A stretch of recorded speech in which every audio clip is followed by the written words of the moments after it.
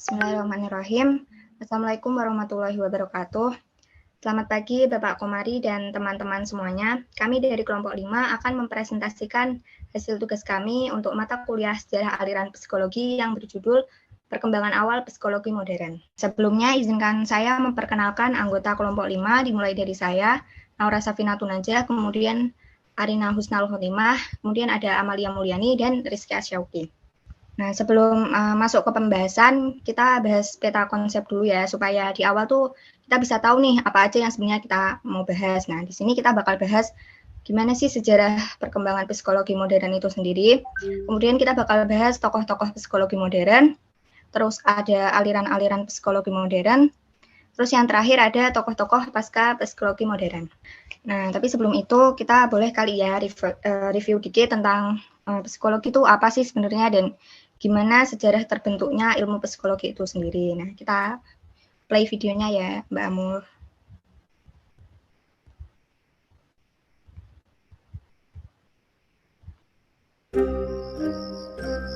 Pas lagi merem dan nyoba tidur di malam hari, pikiran kita sering banget malah jadi liar dan berpikir tentang banyak hal. Tiba-tiba segala pertanyaan muncul di kepala kita. Kayak, kenapa kita ngerasa sepi kalau sendirian? Atau sedih ngeliat kucing terluka di jalanan? Atau heran kenapa kita bisa punya kebiasaan aneh, bahkan ketakutan yang gak beralasan? Jawaban dari pertanyaan-pertanyaan itu emang masih membingungkan. Tapi ternyata ada sebuah ilmu yang mengungkap semua teka-teki ini. Ilmu yang berusaha mencari tahu cara kita berperilaku dan cara kita berpikir. Sebuah bidang ilmu yang penuh dengan tanda tanya bernama psikologi.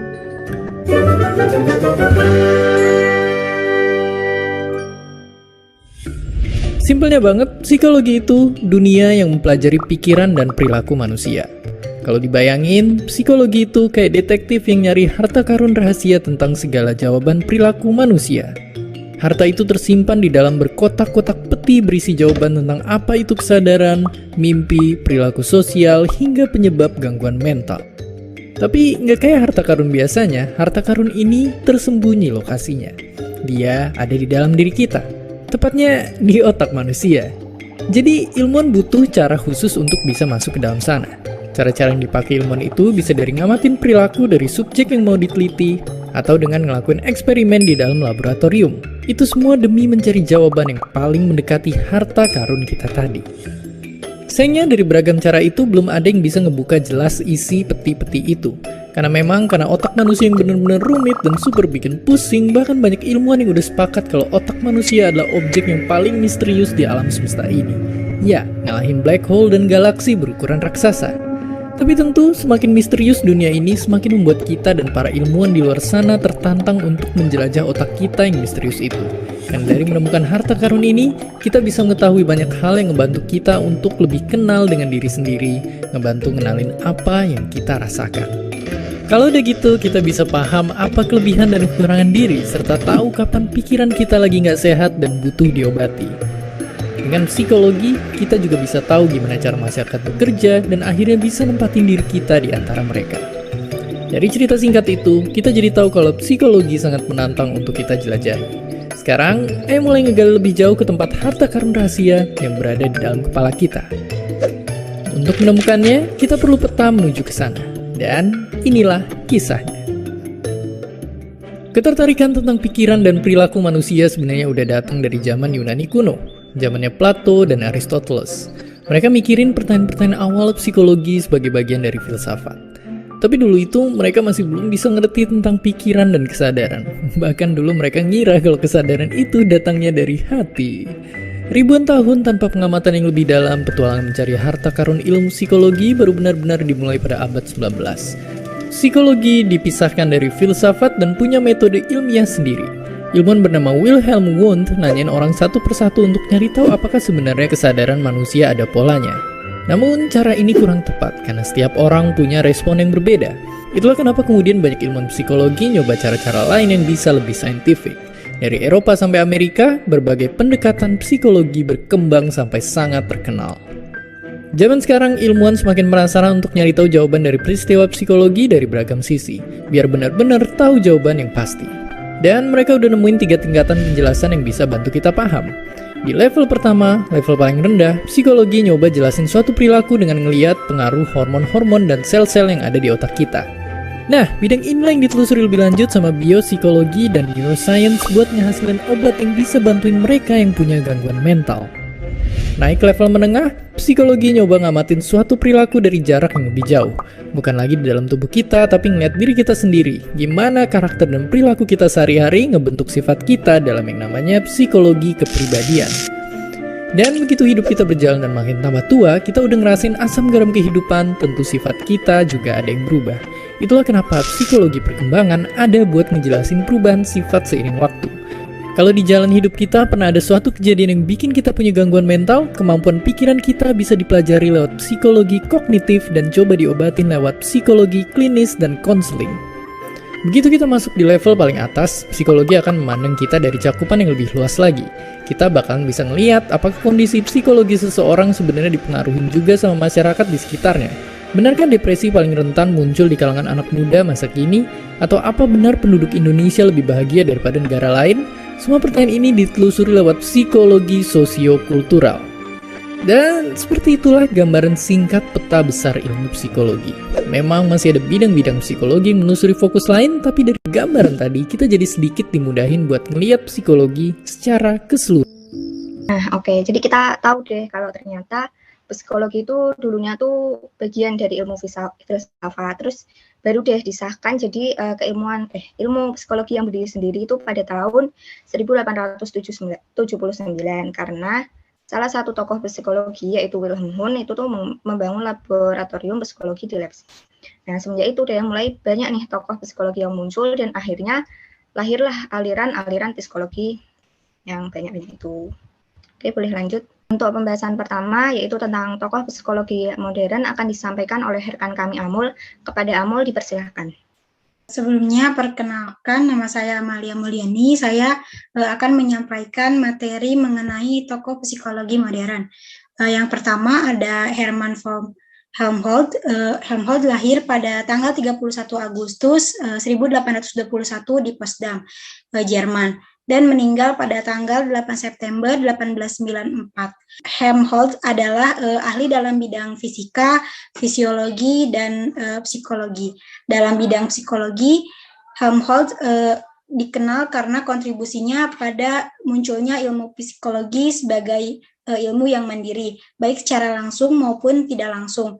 Helmholtz sendiri merupakan seorang deterministik dan materialistik yang menganggap manusia berfungsi seperti mesin. Yang kedua, ada Gustav Theodor Wegner. Wegner lahir pada tanggal 19 April 1801 di Gross Sachsen, Jerman, dan meninggal pada tanggal 18 November 1887. Wegner adalah profesor di bidang fisika di Universitas Leipzig. Walaupun demikian, ia sebenarnya pernah mengenyam pendidikan kedokteran. Dalam sebuah eksperimen, Wegner hampir mengalami kebutaan karena melihat sinar matahari melalui gelas berwarna. Karenanya, ia kemudian mengalami depresi dan membuatnya lebih tertarik dengan ilmu filsafat. Melalui ilmu filsafat, Wegner tertarik dengan masalah hubungan antara jiwa dan raga, dan ia pun berusaha memecahkan masalah tersebut dengan melakukan beberapa penelitian eksperimen. Yang ketiga ada Wilhelm Wundt. Wundt dilahirkan pada tanggal 16 Agustus 1832 di Neckarau, Jerman. Dapat dikatakan sebagai bapak psikologi modern. Ia telah berusaha untuk menjadikan psikologi sebagai ilmu pengetahuan yang berdiri sendiri atau otonom sebelum abad ke-19. Psikologi merupakan bagian dari filsafat. Perbedaan cara memecahkan masalah jiwa, masa lalu dengan masa modern terletak dalam cara pendekatannya. Pendekatan akhirat bersifat filosofis dan atomistik, sedangkan masa modern dengan pendekatan ilmiah, yaitu melalui penelitian empiris. Lalu menurut Wundt, ilmu psikologi memiliki beberapa tujuan dan Hergenhan menyebutkan 2 tujuan dari ilmu psikologi versi Wundt, yaitu menemukan elemen dasar dari kesadaran dan menemukan hukum yang mengendalikan elemen-elemen kesadaran tersebut, sehingga menyatu menjadi kesadaran yang lebih kompleks. Schultz pada tahun 2011 menyebutkan satu lagi tujuan ilmu psikologi versi Wundt, yaitu menemukan penjelasan bagaimana elemen-elemen tersebut menyatu, karena lebih fokus pada penemuan elemen-elemen kesadaran, bagaimana penyatuannya dan hukum-hukum apa yang mengendalikannya. Sebagian ahli sering sekali menyebut psikologi Wundt dengan nama elementarisme. Dan menurut Wundt sendiri, kesadaran manusia memiliki 4 komponen utama, yaitu ingatan, pengamatan, emosi, dan serta abnormalitas. Keempat komponen tersebut disebutnya prinsip psikologi fisiologis, yaitu prinsip-prinsip dasar psikologi yang menitik beratkan pada fenomena fisiologis manusia. Uraian mengenai keempat komponen dijelaskan sebagai berikut. Yang pertama ada ingatan atau mind. Ingatan dapat menyimpan sebuah ide sederhana. Dalam hal ini, ide sederhana akan lebih mudah diingat karena didasarkan pada karakteristik kesadaran manusia yang bersifat selektif. Yang kedua ada pengamatan atau observation. Pengamatan adalah pengidentifikasian manusia melalui indera terhadap segala hal yang berada di luar dirinya. Yang ketiga ada emosi atau emotion. Emosi merupakan hal kompleks yang dibangun oleh pengalaman dan pengamatan. Ada sebuah hukum emosi yang dikemukakan oleh Wundt, yaitu prinsip sintesis kreatif atau principle of creative synthesis, atau disebut juga hukum resultan psikis. Dan dalam hal ini, Wundt berkata, setiap gejala psikis yang kompleks selalu mempunyai karakteristik dari elemen-elemennya. Artinya, emosi apapun yang timbul di dalam diri seseorang bersumber dari pengalaman hidup serta pengamatan yang pernah dilakukan. Yang keempat ada abnormalitas atau abnormality. Abnormalitas atau ketidaknormalan adalah hilangnya kontrol perception dan proses atensi. Akibatnya proses berpikir hanya bersifat rangkaian asosiasi ide yang tidak terkontrol. Selanjutnya, psikologi sebagai ilmu yang berdiri sendiri. Pada akhir abad ke-19 terjadilah babak baru dalam sejarah psikologi. Pada tahun 1879, Wilhelm Wundt mendirikan laboratorium psikologi pertama di Leipzig yang menandai titik awal psikologi sebagai suatu ilmu yang berdiri sendiri. Sebagai tokoh psikologi eksperimental, Wundt memperkenalkan metode introspeksi yang digunakan dalam eksperimen-eksperimennya. Ia dikenal sebagai tokoh penganut strukturalisme karena ia mengemukakan suatu teori yang menguraikan struktur dari jiwa. Wundt percaya bahwa jiwa terdiri dari elemen-elemen dan ada mekanisme terpenting dalam jiwa yang menghubungkan elemen-elemen kejiwaan satu sama lain sehingga membentuk suatu struktur kejiwaan yang utuh yang disebut asosiasi. Oleh karena itu, Wundt juga dianggap sebagai tokoh asosianisme. Edward Bradford Titchener mencoba menyebarluaskan ajaran-ajaran Wundt ke Amerika, akan tetapi orang Amerika yang terkenal praktis dan pragmatis kurang suka pada teori Wundt yang dianggap terlalu abstrak dan kurang dapat diterapkan secara langsung dalam kenyataan. Mereka kemudian membentuk aliran sendiri yang disebut fungsionalisme dengan tokoh-tokohnya antara lain William James dan James McCann Kettle. Aliran ini lebih mengutamakan fungsi-fungsi jiwa daripada mempelajari strukturnya.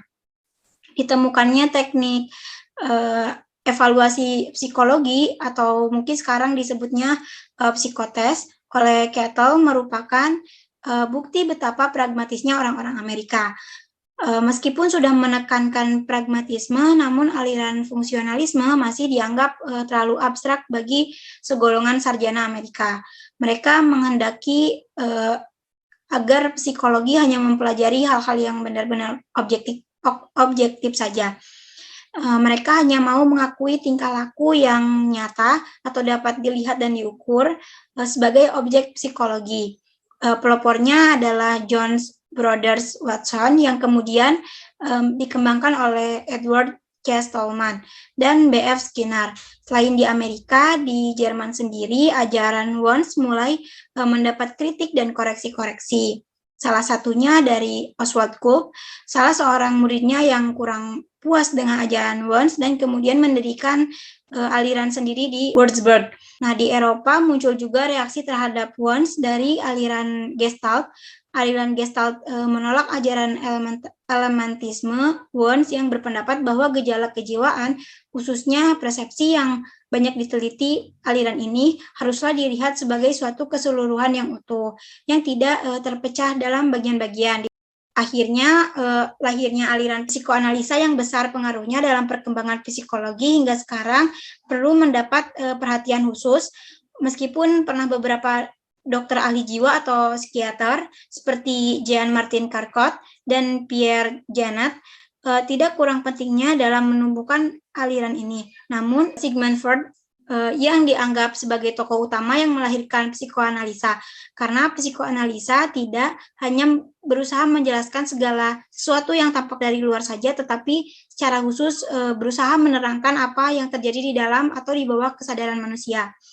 Maka psikoanalisa dikenal juga sebagai psikologi dalam atau bisa disebut juga depsikologi. Materi selanjutnya akan disampaikan oleh pemateri selanjutnya. Oke, terima kasih Mbak Amul udah dijelasin tentang Hermann von Helmholtz, Gustav Theodor Wagner, dan Wilhelm Wundt. Juga tentang berdirinya awal psikologi modern tadi sendiri. Nah, selanjutnya untuk pembahasan kedua tentang aliran-aliran psikologi modern akan disampaikan oleh rekan kami Arin. Kepada Arin, dipersilakan. Ya, perkenalkan, nama saya Arin Maslotimah. Saya akan menyampaikan materi selanjutnya, yaitu aliran-aliran. Aliran-aliran tersebut ada strukturalisme dan juga fungsionalisme. Strukturalisme yaitu aliran yang didirikan oleh Edward Barford Titchener, yang teori tersebut lebih fokus pada struktur isi pikiran. Dan yang selanjutnya fungsionalisme, yaitu aliran yang didirikan oleh William James. Teori tersebut berfokus pada fungsi kesadaran. Materi selanjutnya akan disampaikan oleh materi selanjutnya. Terima kasih. Oke, untuk pembahasan ketiga yaitu tentang tokoh pasca psikologi modern akan disampaikan oleh rekan kami Rizky. Kepada Rizky, dipersilahkan. Melanjutkan materi yaitu tokoh-tokoh pasca pendirian psikologi. Yang pertama ialah Franz Brentano tahun 1838 sampai 1917. Brentano lahir pada tanggal 16 Januari 1838 di Marienburg, Jerman. Brentano ahli dalam bidang bahasa, matematika, teologi, dan filsafat. Walau latar belakang pendidikannya tidak hanya berhubungan dengan psikologi, pemikiran Brentano yang berhubungan dengan psikologi cukup berpengaruh sehingga Brentano dianggap sebagai salah satu tokoh penting pada awal-awal pembentukan ilmu psikologi. Bukunya yang berjudul Psychology from an Empirical Standpoint adalah salah satu buktinya. Disebutkan bahwa pemikiran Brentano cukup berpengaruh terhadap Karl Stumpf, psikologi Gestalt, Edmund Husserl, dan fenomenologinya Sigmund Freud dengan psikoanalisisnya, psikologi humanistik. Perbedaan penekanan antara Wundt yang lebih fokus pada isi kesadaran dan Brentano yang lebih fokus pada aktivitas kesadaran juga berpengaruh pada metode penelitian yang digunakan keduanya. Brentano dan Wundt memiliki pandangan yang sama bahwa metode eksperimen mempunyai keterbatasan. Wundt memilih experimental introspection sebagai metode untuk mempelajari isi kesadaran. Berbeda dengan Wundt, walaupun masih menganggap penting metode eksperimen, Brentano justru lebih menekankan pada metode observasi. Penekanan berlebihan terhadap metode eksperimen dikhawatirkan justru akan mengalihkan perhatian psikologi terhadap hal-hal yang sebenarnya tidak penting. Dalam pandangan Brentano, psikologi bukan hanya fenomena fisik, fenomena mental, dan menurutnya merupakan suatu nyata dan dapat diketahui melalui pengalaman. Brentano menyampaikan beberapa karakteristik fenomena mental yang membedakan dari fenomena fisik. Antara lain ialah fenomena mental selalu mengarah atau tertuju pada suatu objek tertentu. Tidak seperti fenomena fisik yang bisa diamati secara indrawi. Fenomena mental hanya mungkin dipahami berdasarkan ingatan yang ada. Dalam konteks ini, ketidaksepahaman Brentano terhadap Wundt bisa dipahami. Analisis terhadap ingatan retrospeksi dimungkinkan dalam psikologi Brentano, sedangkan dalam psikologi Wundt tidak. Yang kedua ialah Carl Stumpf, tahun 1848 sampai 1936. Stumpf dilahirkan pada tanggal 21 April 1841 di Westenheim, Jerman. Ketika kuliah di University of Würzburg, Stumpf terpengaruh oleh pemikiran Brentano, yang pada saat itu Brentano memang terkenal dengan kuliah-kuliahnya. Gelar PhD diperolehnya di University of Göttingen pada tahun 1868. Pada tahun 1893, Stumpf pindah ke University of Berlin, dan di sanalah Stumpf mendirikan laboratorium psikologi yang kemudian menjadi pesaing laboratoriumnya. Psikologi Stumpf dipengaruhi oleh psikologi Brentano. Stumpf menganggap penting pengalaman sebagai data yang paling berharga. Stumpf sangat suka bermain musik. Kesukaannya terhadap musik tersebut juga berpengaruh terhadap teori yang dikembangkannya. Stumpf menulis buku Psikologi of Tone pada tahun 1883. Dan pada buku tersebut, Stumpf menyampaikan kritik terhadap Wundt yang melakukan penelitian mengenai akustik dengan menggunakan introspektif eksperimen terhadap subjek yang tidak mengerti masalah akustik. Menurut Stumpf, mengalir informasi tentang pengalaman akustik dari subjek yang tidak profesional dalam bidang musik tidak akan menghasilkan hasil penelitian yang berwibawa. Yang selanjutnya ialah Oswald Kolb, tahun 1866 sampai 1915. Kolb lahir pada tanggal 3 Agustus 1862 di Latvia dan meninggal di Munich pada tanggal 13 Desember 1915. Awal mula ketertarikannya terhadap ilmu psikologi saat menghadiri kuliah Wundt di University of Leipzig. Karya bukunya ialah Outlines of Psychology yang didedikasikan untuk Wundt, dan ia juga ikut berkontribusi dalam penemuan berharga seperti mental kecenderungan terhadap sesuatu tertentu. Tetapi banyak ketidakpastian antara Kolb dan Wundt, antara lain mengenai metode dalam mempelajari proses mental. Kemudian Kolb mencoba meneliti pikiran dengan menggunakan eksperimen dengan metode sistematik eksperimental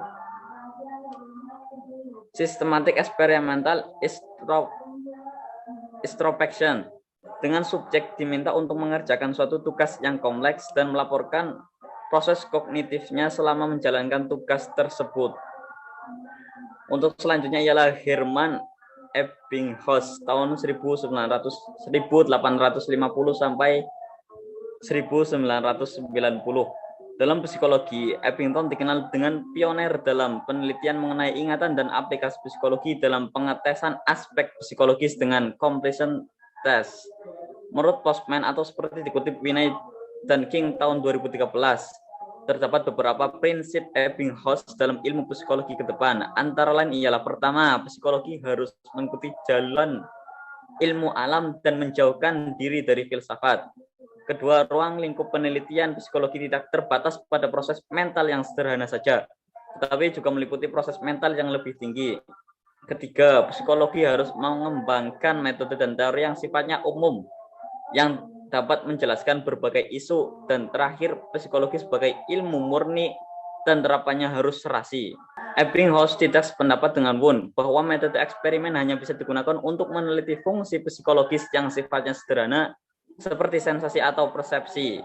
Ebbinghaus menyampaikan bahwa fungsi psikologis yang lebih tinggi seperti ingatan dan proses belajar dan bisa diteliti dengan menggunakan metode eksperimen.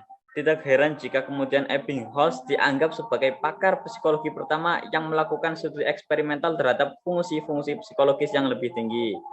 yaitu ingatan dalam belajar dan pengaruh terhadap tokoh psikologi lainnya seperti Kolb. Ebbinghaus meneliti kesulitan mempelajari suatu materi dengan mengukur frekuensi pengulangan yang dibutuhkan untuk menguasai materi tersebut. Yang menarik adalah karena keyakinannya bahwa pengetahuan sebelumnya akan berpengaruh kepada kecepatan dalam proses belajar.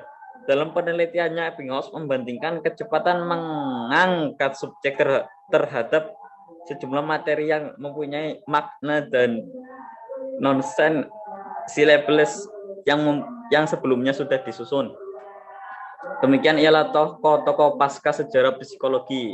Oke, terima kasih kepada Mas Rizky sudah menjelaskan kepada kita tentang para tokoh-tokoh pasca psikologi modern. Nah, berikutnya adalah kesimpulan. Kepada Mbak Arin, dipersilahkan. Psikologi memiliki akar dari bidang ilmu filosof yang diprakarsai sejak zaman Aristoteles sebagai ilmu jiwa, yaitu ilmu untuk kekuatan hidup. Poin kedua, pada tahun 1879, Wilhelm Wundt mendirikan laboratorium psikologi pertama di University of Leipzig, Jerman. Dengan berdirinya laboratorium ini, lengkaplah syarat psikologi untuk menjadi ilmu pengetahuan, sehingga tahun berdirinya laboratorium Wundt diakui pula sebagai tanggal berdirinya psikologi sebagai ilmu pengetahuan. Poin ketiga, pada saat itu muncul beberapa tokoh yang pemikirannya berpengaruh terhadap perkembangan psikologi. Yang pertama ada Franz Brentano, kedua ada Carl Stumm, yang ketiga ada Oswald Kolb, dan yang terakhir ada Hermann Ebbinghaus. Oke, selanjutnya adalah sesi tanya jawab yang nantinya akan berlangsung di WA Group. Udah selesai ya presentasi dari kami. Sekian presentasi dari kelompok 5. Terima kasih atas partisipasinya. Waalaikumsalam warahmatullahi wabarakatuh.